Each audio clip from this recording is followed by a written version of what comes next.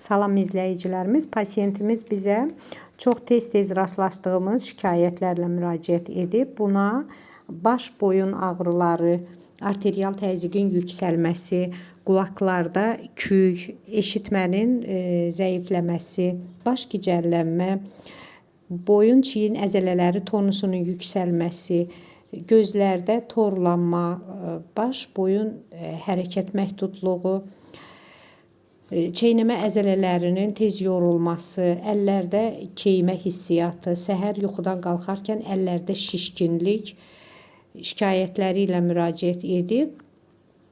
Biz pasiyenti müayinə edərkən onda boyun osteoxondrozu aşkarlandı. Təbii ki, bu da beyin qan dövranının pozulmasına səbəb olur və arterial təzyiqin daimi yüksək qalmasına səbəb olur.